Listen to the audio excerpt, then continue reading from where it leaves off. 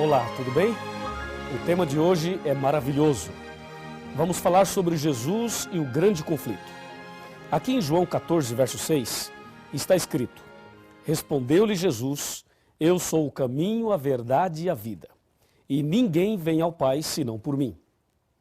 Esta é a maior verdade sobre Jesus. Ele é o caminho, a verdade e a vida, e que ninguém será salvo senão por ele. A questão é a seguinte: lá em Daniel 8, verso 12, diz que Satanás jogaria a verdade por terra. E para fazer isso, Satanás usaria a igreja romana e as suas filhas. E assim, Satanás pisaria na verdade. Jesus é a verdade. Eu pergunto, será que Satanás pode jogar Jesus por terra? Claro que não, absolutamente não. Então, como ele trabalharia para pisar na verdade sobre Jesus?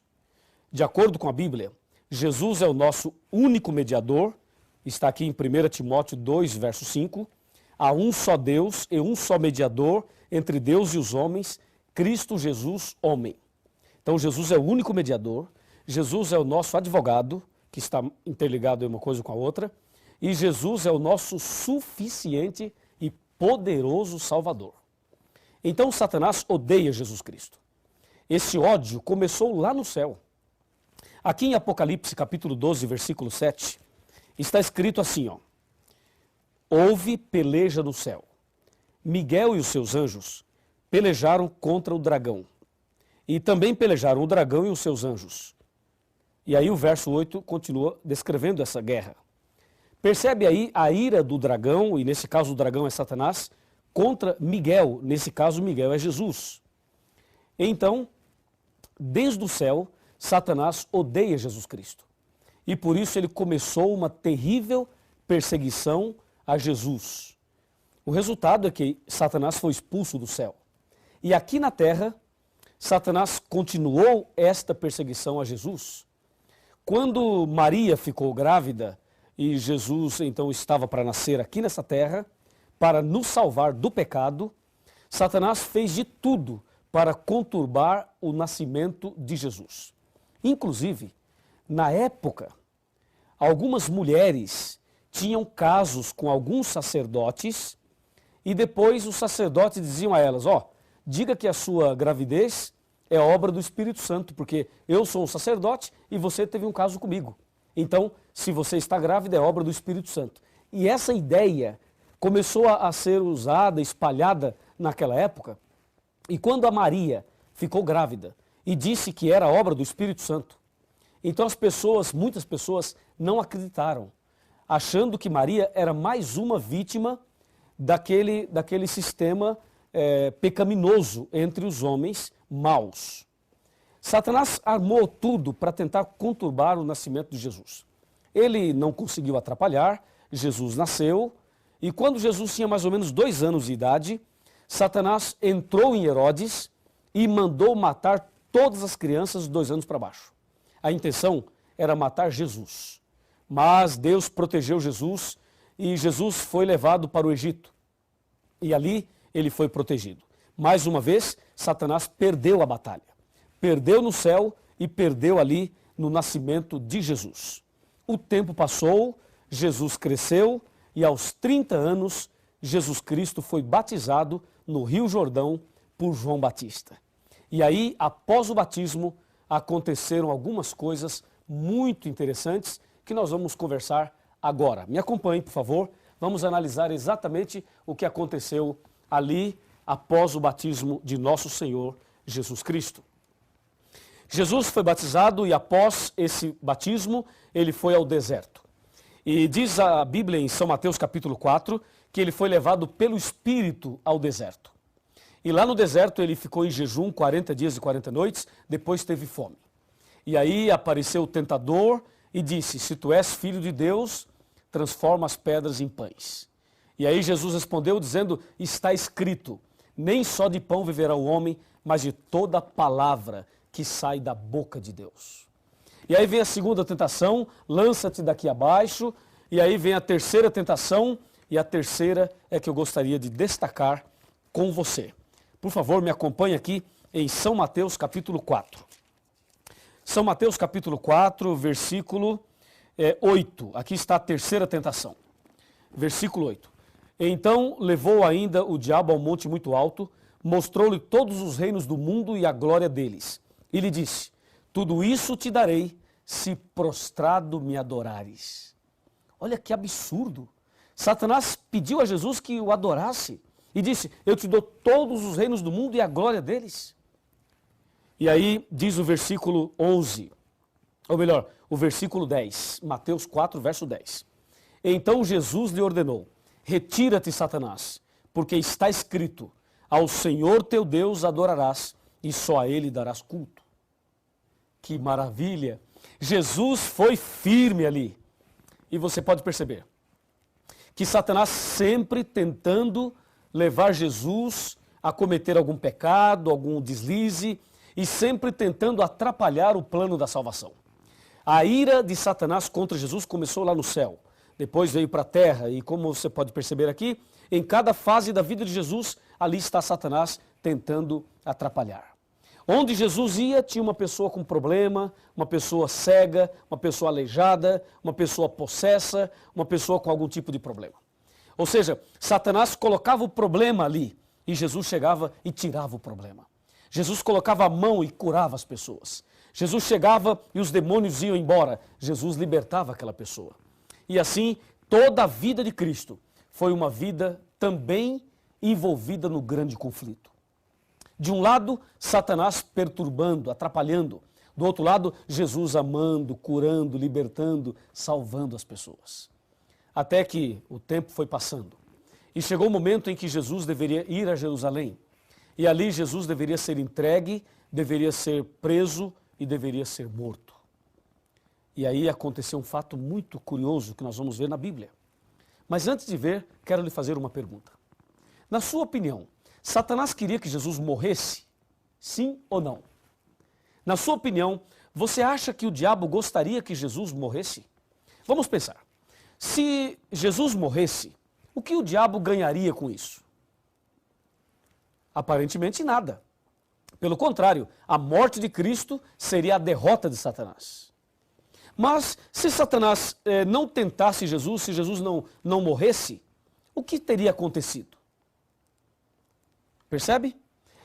Satanás, se ele pudesse matar uma pessoa, ele mataria quem é cristão ou quem não é cristão. Ele mataria quem serve a Deus ou quem não serve. Resposta. Se o diabo pudesse matar e ele matasse um cristão, o que o diabo ganharia com a morte de um cristão? Não ganharia nada, porque o cristão morreria salvo e a morte do cristão ainda poderia salvar outras pessoas. É ou não é? Agora, se o diabo matar uma pessoa que não é cristã, além da pessoa morrer perdida, então Satanás ali conseguiu tirar uma vida. Logo, se ele pudesse matar, ele mataria uma pessoa não cristã. Agora, e no caso de Jesus? Satanás queria que Jesus morresse ou não? Resposta. Houve um tempo em que Satanás desejou a morte de Cristo.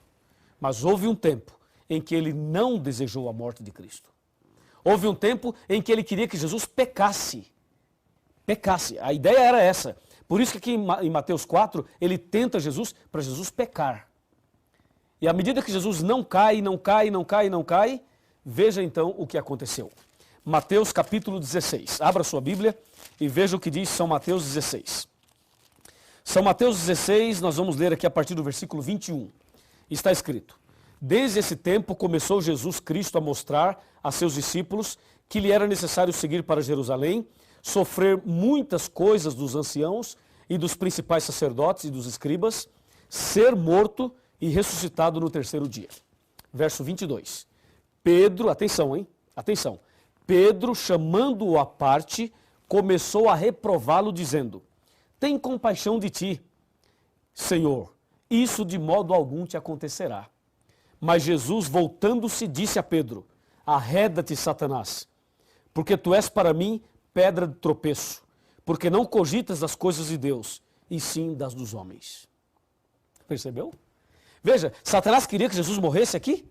Satanás usou Pedro para dizer a Jesus: ó Jesus, se você sabe que vai a Jerusalém, que vai ser preso e que vai morrer, então não vá, fique aqui. É óbvio. Mas Jesus percebeu que por trás desse conselho de Pedro estava Satanás. E por isso disse: arreda-te, Satanás.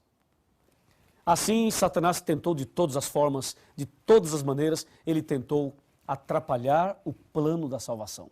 Não conseguiu. Ele foi derrotado em tudo. Todas as vezes que ele se confrontou com Jesus, ele perdeu. E hoje ele vai perder mais uma vez, porque você já foi comprado, remido pelo sangue de Jesus. E aquele que é alcançado pelo sangue de Jesus, o maligno não lhe toca. O maligno pode até tentar alguma coisa, mas ele não consegue, porque quem está em Jesus é uma nova criatura e é mais do que vencedor. 2 Coríntios 5, verso 17. Meu amigo e minha amiga, se o diabo perdeu todas na luta, no conflito entre o bem e o mal, então como fica Daniel 8,12 que diz, lançou a verdade por terra? Me acompanhe.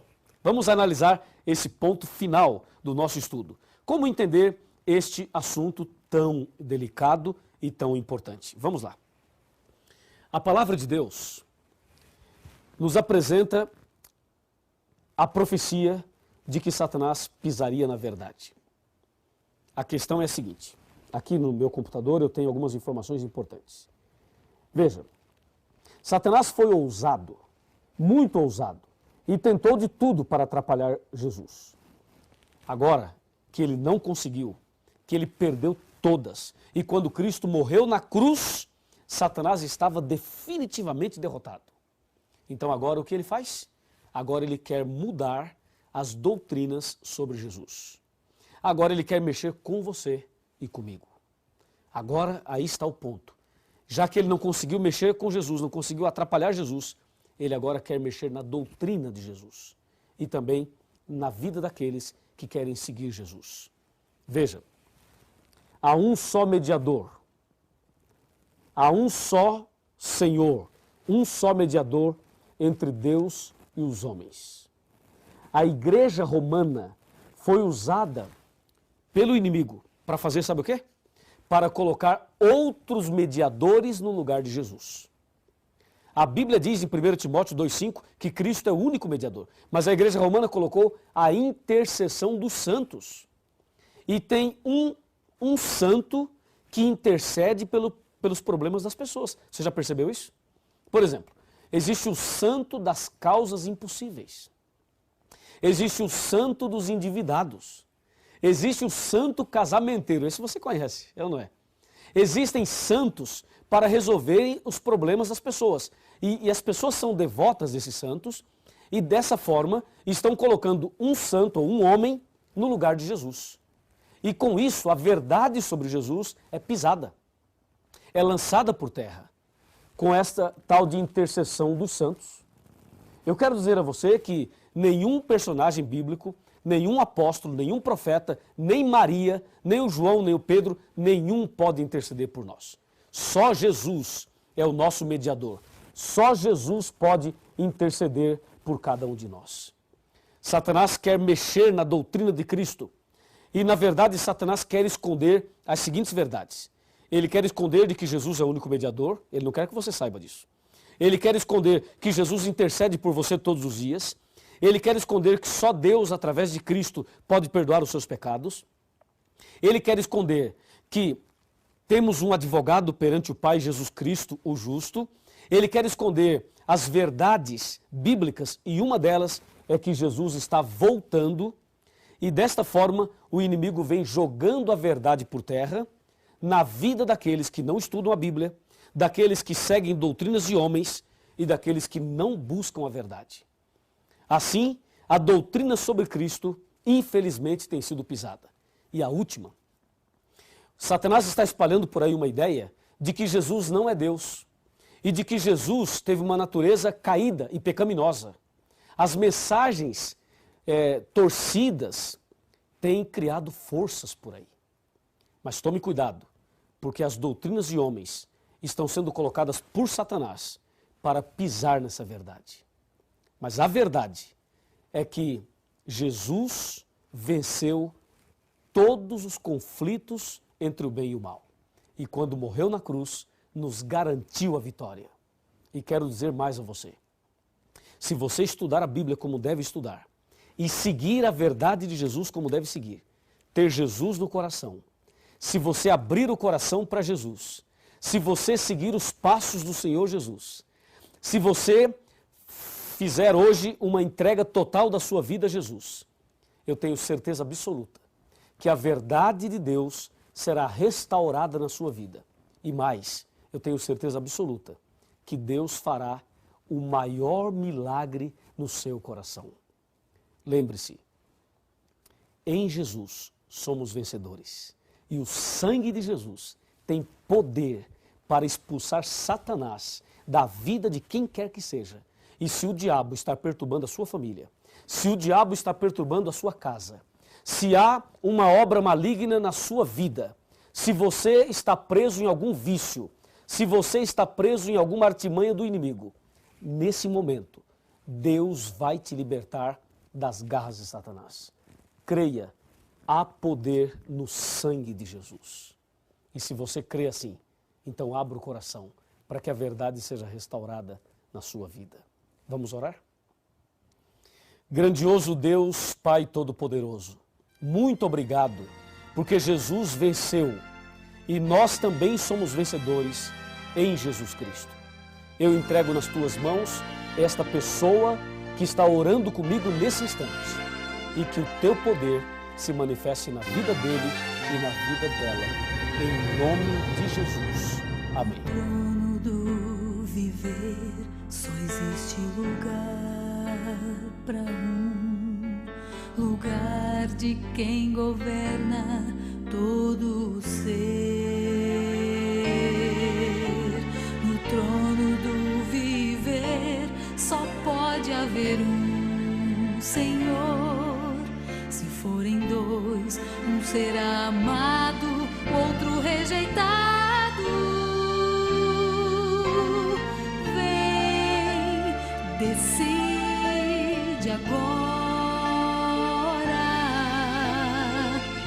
quem vai ocupar seu coração. Mas lembre, se ele não for o primeiro em seu coração, então já não é mais nada, não passa de uma ilusão.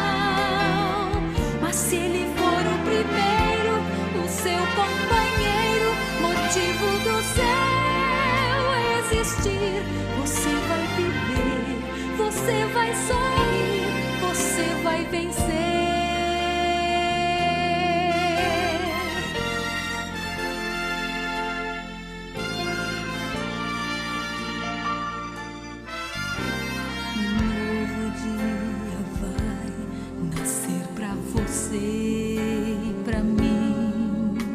Depende de aceitar Jesus no viver. É hora de beber da fonte da vida. Você verá, em Jesus existe plena alegria.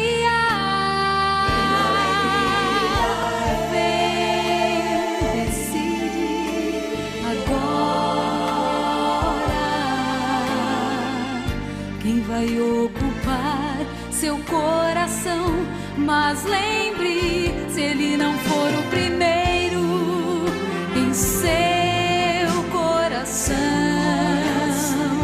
então já não é mais nada, não passa de uma ilusão.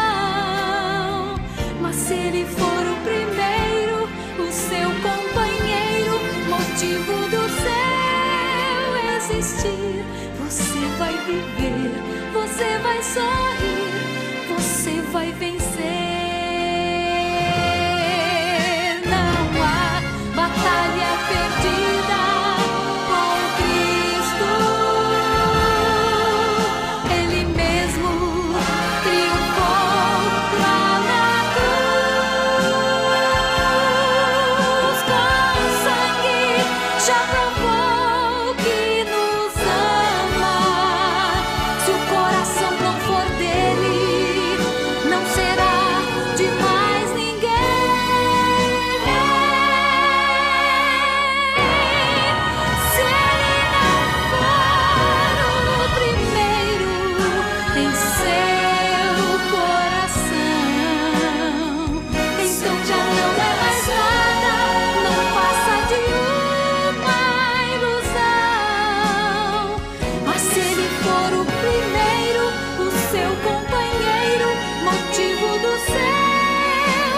existir, você vai viver, você vai sorrir, você vai vencer.